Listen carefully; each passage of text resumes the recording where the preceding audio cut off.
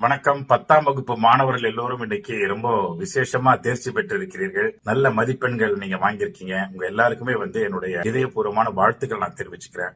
அதே சமயத்துல நிறைய பேர் வெற்றியை தள்ளி போட்டிருப்பீங்க, தோல்வி அடையல.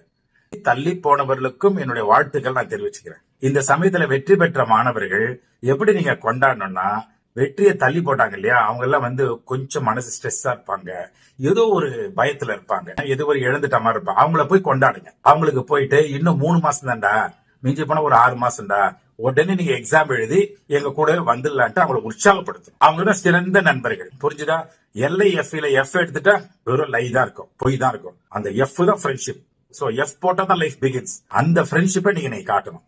அவர் ஒரு 10 மார்க் எடுத்திருப்பாங்க, இல்ல 100க்கு 35 மார்க்ல 1 மார்க் கம்மியா இருக்கும், 5 மார்க் கம்மியா இருக்கும். சில பேர் 5 மார்க் தான் எடுத்திருப்பாங்க 100க்கு. 5 மார்க் எடுத்தான்ல நண்பன், அவன் போட்ட ஒரு சின்ன எஃபர்ட்டுக்கு ஒரு சின்ன கிஃப்ட், அது நீங்க போட்ட பெரிய எஃபர்ட்டுக்கு பெரிய கிஃப்ட் கிடைச்சிருக்கும் இல்லையா?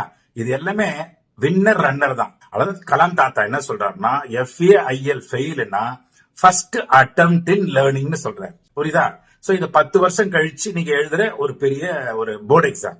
உண்மையை சொல்லணும்னா, இந்த 10 வருஷம் உங்க டீச்சர்ஸ் உங்களை எப்படி கொண்டு வந்திருக்காங்கிறது அவங்களுக்கான தேர்வு. அதனால டீச்சர்ஸ்க்கு தான் இந்த தேர்வு. அதனால வெற்றி மிஸ் ஆயிருந்தா கூட அது டீச்சரோட வெற்றி. அது அதனால நீங்க இந்த 6 மாசத்துல மறுபடியும் எல்லா டீச்சரும் உள்ளுக்குள்ள கொண்டு போய் உட்கார வைங்க. உங்களுக்கு உள்ள உட்கார வச்சிட்டீங்கன்னா அந்த டீச்சர்ஸ் தான் இப்ப வெற்றி அடைஞ்சிருக்காங்க. அந்த டீச்சர்ஸ் உள்ள வர்றதுனால உங்களுக்கு வெற்றி கை கூடல. புரியுதா சொல்லுங்களா? சோ டீச்சர்ஸ் எல்லாம் உள்ள கூப்பிட்டு கொண்டாடுங்க. 6 மாசமா 3 மாசத்துல நம்ம அடுத்த எக்ஸாம் எழுதி வெற்றி அடைஞ்சிருவோம். மறுபடியும் நீங்க அதே ஃப்ரெண்ட்ஸுங்களோட ஸ்கூலுக்கு போயிடலாம். 10+1 10+2. 12th தான் climax of the school, 10th கிடையாது.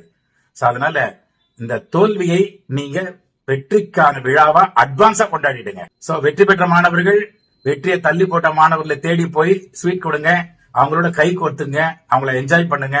ஓகேயா? கூடி வாழ்ந்தால் கோடி நன்மை. வெற்றி அடைந்த மாணவர்களுக்கு எல்லாரும் சேர்ந்து வாழ்த்து சொல்வோம். இந்த வெற்றி தொடரணும் +2 வரைக்கும். ஓகேயா?